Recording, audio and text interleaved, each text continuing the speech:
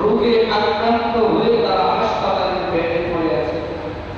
অনেকজনে বাড়ির বিছানা পথে পড়ে আছে, বিছানা থেকে উঠতে পারে না, বাজারে যেতে পারে না, মসজিদে আসতে পারে না। আল্লাহর কুদরতি বাইরে ইস্তিগফার করার তৌফিক তাদের হয়নি।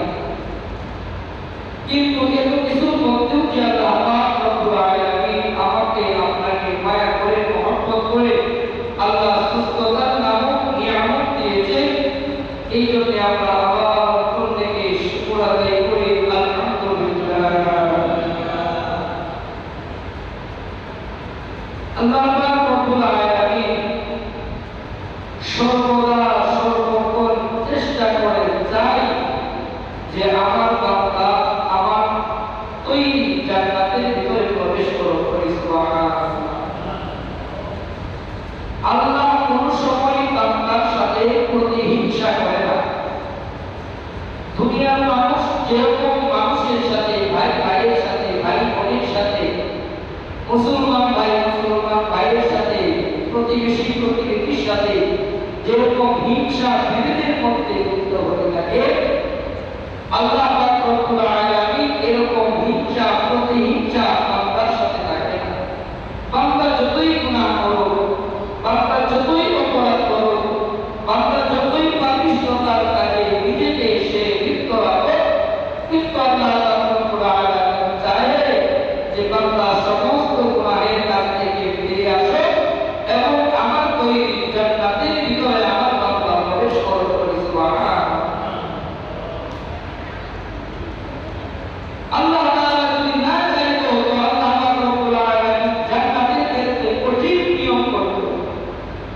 কিন্তু হাদিসের ভাষায়, কোরআনের ভাষায় যদি আমরা দেখি যে বান্দা যদি একটা ইবাদত, একটা আমল করার নিয়ত করে যে আমি আজকে রাত্র জাগরণ করিয়া তাহাজ্জুদের নামাজ পড়িব, বা আমি আজকে শেষ রাতে ঘুম থেকে জাগ্রত হইয়া ফজরের নামাজ জামাতের সাথে আদায় করিব,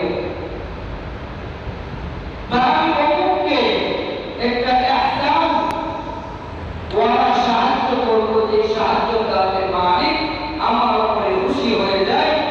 আল্লাহ পাক রব্বুল আলামিন যে বান্দাকে এতটুকু সুযোগ সুবিধা দিয়েছে যে বান্দা শুধু নিয়ত করবে, কিন্তু যদি ঘুমের কারণে সে রাত্র জাগরণ না হইতে পারে, ঘুমের প্রবণতায় পড়ে যদি বান্দা ফজরের নামাজ যদি জামাতের সাথে আদায় করতে না পারে, আল্লাহ পাক রব্বুল আলামিন বলেন বান্দা যে ইখলাসের সাথে নিয়ত করেছিল, আমি নিয়তের বদলে বান্দা ফজরের নামাজের সওয়াব তার আমলনামায় দান করে দেওয়া হয়েছে। সুবহানাল্লাহ।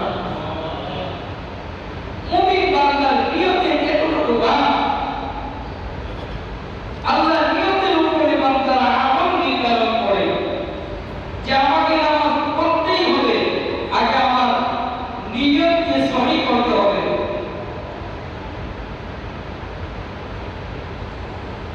এই জন্য এই নিয়তকে যদি সহি করতে হয় তো আমাদের সর্বপ্রথম পরিষ্কার পরিচ্ছন্নতা মেহনত করতে হবে আমার আপনার ইমানের উপরে। হাদিস শরীফের মধ্যে রয়েছে রাসূলুল্লাহ সাল্লাল্লাহু আলাইহি ওয়াসাল্লাম আহমিসতিনাকা ইয়াকফিকা আমালুল কলিল ওয়া ক্বালা আলাইহি সাল্লাতু ওয়াসসালাম, জানা রাসূল সাল্লাল্লাহু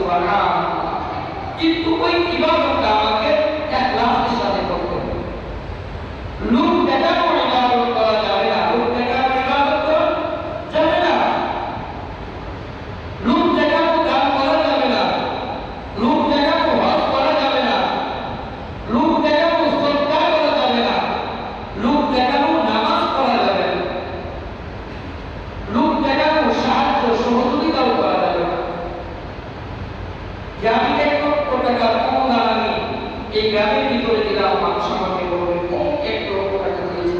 এরকম সরিষার দানা সমগ্র লোক যদি ভিতরে লোক দেখানো অহংকার থাকে, তাহলে 1 লক্ষ নয় 100 লক্ষ টাকা দান করতে পারবে, বাবাকে দাঁড়িয়ে দাঁড়াতে আপনার কোনো ফায়দা হবে। আর কিন্তু ইখলাসের সাথে, ইয়াকিনের সাথে 1 টাকা আপনার পকেটে 1 টাকা আছে, সামান্য মসজিদে দান করবা, 1 টাকা আছে একজন গরিব মানুষকে সহযোগিতা করবা, 1 টাকা আছে সদকা করবা। এটা যদি ইখলাসের সাথে আমার মালিক আমার প্রতি রাজি হবে, খুশি হবে, এই ইখলাসের সাথে যদি আপনি 1 টাকা দান করতে পারেন, আল্লাহ রাব্বুল আলামিন বলেন এই 1 টাকাকে আমি 70 গুণ বৃদ্ধি করিয়া কবুল করে নিব। সুবহানাল্লাহ। তাহলে সবকিছুর ইবাদতের মূল হলো ইখলাস, ঈমান, তাকওয়া। সবকিছুতে আমাকে অহংকার মুক্ত জিন্দেগি পরিচালনা করতে হবে। সবকিছুর মধ্যে আমাকে রিয়া মুক্ত জিন্দেগি পরিচালনা করতে হবে। আজকে আমাদের এই সমাজ সবকিছুর মধ্যে প্রতিযোগিতায় লিপ্ত হয়েছে। গাড়ি বাড়ি, টাকা পয়সা, জায়গা সম্পত্তি, সব কিছুর মধ্যেই প্রতিযোগিতা চলে। তবে জান্নাত অর্জনের ক্ষেত্রে অর্থাৎ ইবাদতের ক্ষেত্রে কোনো প্রতিযোগিতা নেই। এত সম্পত্তি আপনি কি করবেন? আপনাদের দক্ষিণাঞ্চলের একজন মানুষ যখন হাওলাদার প্রসাদ, আজকে ওনার দ্বিতীয় বার্ষিকী, এই জন্যে প্রত্যেক মসজিদে মসজিদে মিলাদের আয়োজন করেছে। ওনার কি সম্পদ কমা ছিল? আমি যতটুকু শুনেছি ওনার স্তরের সম্পদ আছে, জায়গা সম্পত্তি অভাব ছিল না, কিন্তু কোমরে গেছে একদম শূন্য হাতে, কিছুই নিয়ে যেতে পারে নাই। গাড়ি বাড়ি অট্টালিকা দ্বন্দ্ব কিচ্ছু নিতে পারে নাই, শুধু এতটুকু নিতে পারছে যতটুকু সে দুনিয়াতে ইবাদত করছে। ইবাদত ব্যতীত বাকি কিচ্ছু নিতে পারে নাই। 150 টাকা করে কাপড় দিয়ে মোড়ায়া কবরের মধ্যে। অতএব আমাদের চোখের সামনে প্রমাণ, এত সম্পত্তির পাহাড় থাকার সত্ত্বেও কিচ্ছু নিয়ে কবরে যেতে পারে নাই। আমি আপনি যে দুনিয়ার জন্য পাগল হয়ে আছি, আমি আপনি যে দুনিয়ার জন্য মরিয়া হয়ে আছি, আমি আপনিও কিচ্ছু নিতে পারবো না। একদম শূন্য হাতে কবরে আমাকে আপনাকে যেতে হবে। এটা শুধু চিন্তা করলে হবে না, এটা বাস্তবায়ন করতে হবে, বাস্তবায়ন করতে হবে। আল্লাহ হাবিব সাল্লাল্লাহু আলাইহি ওয়াসাল্লাম বলেন যে হে ঈমানদারগণ, হে আমার উম্মতগণ, তুমি তোমার সন্তানের ভবিষ্যতের চিন্তা করো, কিন্তু সম্পত্তি অর্জন করে নয়, ওই সন্তানকে সুশিক্ষায় শিক্ষিত করো। আমরা তো চিন্তা করি আগে আমার দুইটা সন্তান, এই সন্তানের ভবিষ্যৎ কেমনি করি, যদি একটু জায়গা কিনতে পারি, যদি একটা দোকান দিতে পারি, বা যদি ব্যাংকের ফিরে দিতে পারি, তাহলে মনে হয় আমার আর কোনো চিন্তা নেই, সন্তানগুলো সুন্দরভাবে থাকবে। ভুল ধারণা। যে সন্তানের জন্য আপনি 10 লক্ষ টাকা ব্যাংকে রেখে দিচ্ছেন, আপনার মন শান্তি, যে পথে আমার মন হয়ে গেল। অনেকেই বলে যে সন্তানগুলো যদি একটু এরকম প্রতিষ্ঠিত হয়ে যেতে হয়ে গেল আমার কোনো আফসোস নাই। এটা হলো ভুল ধারণা। আল্লাহ হাবিব সাল্লাল্লাহু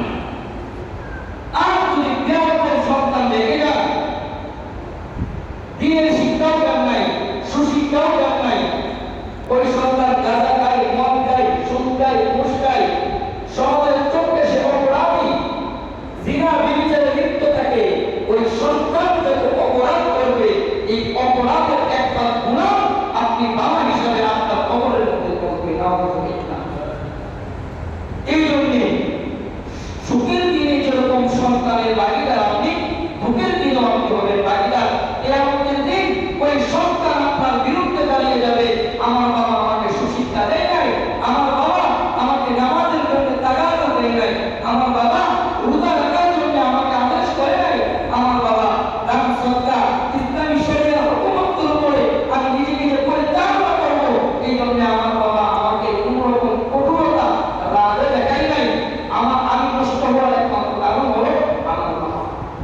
কিয়ামতের দিন, বিচারের দিন আপনাকে আপনার সন্তান আল্লাহ আদালতের সামনে অপরাধী বানায়। অতএব সন্তানের জন্য মান দৌলত নয়, সন্তানের সব থেকে বড় দৌলত হলো জ্ঞান অর্জন, সুশিক্ষায় শিক্ষিত করা। এই জন্য আল্লাহ হাবিব সাল্লাল্লাহু আলাইহি ওয়াসাল্লাম বলেন যে বান্দা, তুমি যদি তোমার সন্তানকে সুশিক্ষায় শিক্ষিত করতে পারো, ওই সন্তান যেরকম দুনিয়াতেও তোমার গর্বের কারণ হবে, কিয়ামতের দিন তোমার নাজাতের মাধ্যম হয়ে যাবে। বলি সুবহানাল্লাহ।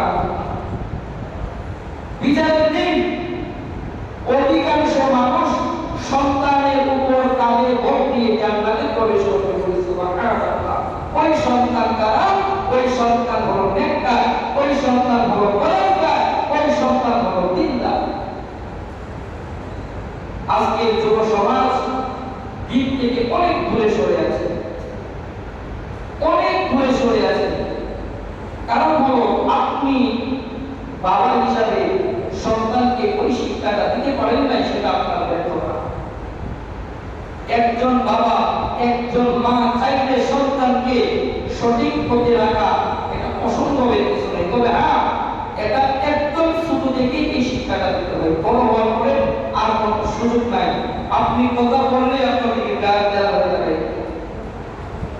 এই জন্যে আমরা আমাদের সন্তানদেরকে সুশিক্ষায় শিক্ষাদান করব। আর সন্তানদের প্রতিও বাবা মার একটা হক আছে। আলহামদুলিল্লাহ, মা বাবার হক আদায় করো। মা বাবার হক কোনটা? মা বাবার হক হলো বৃদ্ধকালে মা বাবার খেদমত করো। মা বাবা যেন তোমার আচার আচরণ, তোমার ব্যবহারের দ্বারা যেন মা বাবা খুব সত্যটুকু না করে।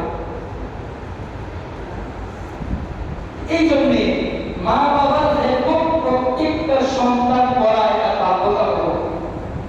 মা বাবা যদি সন্তানের প্রতি নারাজ থাকে, সন্তানের প্রতি যদি অখুশি থাকে, সন্তানের আচার ব্যবহার চলাফেরায় মা বাবা যদি কষ্ট পেয়ে থাকে, ওই সন্তান দুনিয়াতে লক্ষ টাকা অর্জন করতে পারবে, কিন্তু দুনিয়াতে ওই সন্তান মানসিক শান্তি তো পাবেই না। মরার পরে কিয়ামতের দিন গুনাহের বোঝা মাথায় নিয়ে আল্লাহর সামনে দাঁড়াতে হবে। নাউযুবিল্লাহ। এই জন্য আল্লাহ নবী সাল্লাল্লাহু আলাইহি ওয়াসাল্লাম বলেন, তোমার বাবা যদিও খারাপ, তোমার মা যদিও খারাপ। এক সাহাবীকে বলেন যে তোমার বাবা যদি জিনাখোর হয়, তোমার মা যদি জিনাখোর হয়, ওই বিচার আল্লাহ করবে, কিন্তু সন্তান হিসাবে তুমি তোমার হক আদায় করো। এই জন্য মেয়ে মুসলমান ভাই, যাদের মা বাবা আছে সেটাকে নিয়ামত মনে করা। মা বাবা হলো সন্তানের জন্য নিয়ামত। সব জায়গা থেকে দোয়া চাইয়া দিতে হয়। ইমাম সাহেবের নিকটে 200 টাকা হাতিয়া দিয়ে দোয়া চাইতে হয় যে হুজুর দোয়া কইলেন, অমুকের নিকটে দোয়া চাইতে হয়, হুজুর দোয়া কইলেন।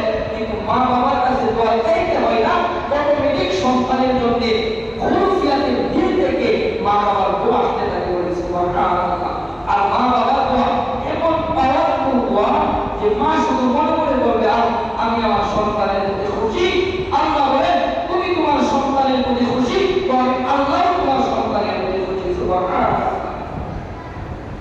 এই জন্য ভাই, মা বাবার খেদমত করা শুধু মা বাবাকে আপেল কমলা ফলফলাদি খাওয়ানো, ওইটার নাম খেদমত না। সব থেকে বড় খেদমত হলো মা বাবার কথা মেনে চলা। সব থেকে বড় খেদমত মা বাবার কথা মেনে চলা, মা বাবার দেখানো দিক নির্দেশনার উপরে নিজেকে পরিচালনা করা, যদি সেটা ইসলামী শরিয়াত ভিতরে হয়।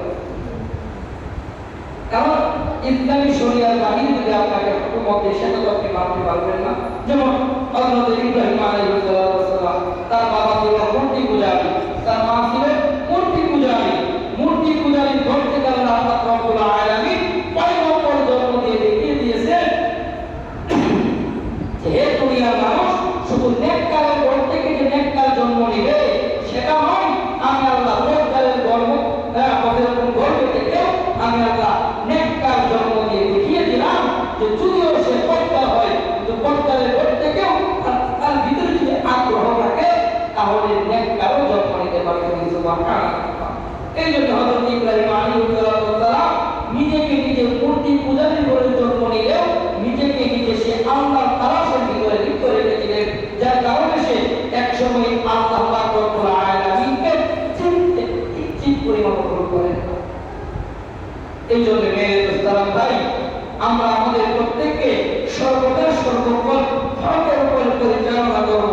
সর্বদা সর্বক্ষণ আমরা তাকওয়ার উপরে চলার চেষ্টা করব। আমাদের নামাজ যেন আল্লাহর জন্য হয়, আমাদের রোজা যেন আল্লাহর জন্য হয়, আমাদের হজ যাকাত সদকা সব কিছু যেন আল্লাহর জন্য হয়, দুনিয়ার কোনো মানুষকে দেখানোর জন্য যেন না হয়। দুনিয়ার মানুষকে দেখানোর জন্য দান আপনি কিয়ামত পর্যন্ত করবে, এই দানটা আপনার কিঞ্চিত পরিমাণ খাইতে হবে না। আর আল্লাহকে সন্তুষ্টির জন্য আপনি 1 টাকা মুখ করে দিয়ে দিবেন, এই 1 টাকাই আপনার কবুল হয়ে যাবে। সুবহানাল্লাহ। এই জন্য ভাই, আমাদের প্রত্যেকটা সময় আল্লাহ পাক রব্বুল আলামিনের উপরে নিজেকে পরিচালনা করতে হবে। কারণ আমার পুরা অবস্থা, খাওয়া দাওয়া ঘুম সব কিছুই মুমিন বান্দার জন্য ইবাদত। যদি আমরা ইবাদতের উপরে পরিচালনা করতে পারি আর আমরা আমাদের সন্তানকে সুশিক্ষায় শিক্ষিত করব, সন্তানের জন্য মানবধর্ম রেখে যাব না, সন্তানের জন্য আমরা একটা জ্ঞান রেখে যাব, যে জ্ঞান দিয়া সন্তান কোনোদিন দুনিয়াতে না খেয়ে মরবে না, যে জ্ঞান দ্বারাতে সন্তান আল্লাহর পরিচয় পাবে, যে জ্ঞান দ্বারাতে সন্তান জান্নাতের পরিচয় পাবে, যে জ্ঞান দিয়া সন্তান মা বাবার জন্য নাজাতের দোয়া করবে। সুবহানাল্লাহ। আর সন্তানের উচিত মা বাবার খেদমত করা, মা বাবার হককে আদায় করা। মা বাবাকে মাইনাস করে স্ত্রী নিয়ে সন্তান নিয়ে যদি বিলাসিতার মধ্যে এরকম থাকতে পারবে, কিন্তু আল্লাহর নৈকট্য কোনোদিন হাসিল করতে পারবে না। এই জন্য মা বাবাকে খুশি রেখে, মা বাবার কথার উপরে নিজেকে পরিচালনা রেখে আল্লাহ পাক রব্বুল আলামিন যেন আমাদের জিন্দেগি পরিচালনা করতে পারে এবং আমাদের নামাজ, আমাদের রোজা, আমাদের গোটা বসা খাওয়া সব কিছু যেন একমাত্র আল্লাহর জন্য হয়, দুনিয়ার কোনো মানুষের জন্য যেন না হয়। আল্লাহ পাক রব্বুল আলামিন সেই ইখলাস করা ঈমান আমাদেরকে দান করেন বলে আমিন। ওয়া আখিরু দাওয়ানা আলহামদুলিল্লাহি রাব্বিল আলামিন।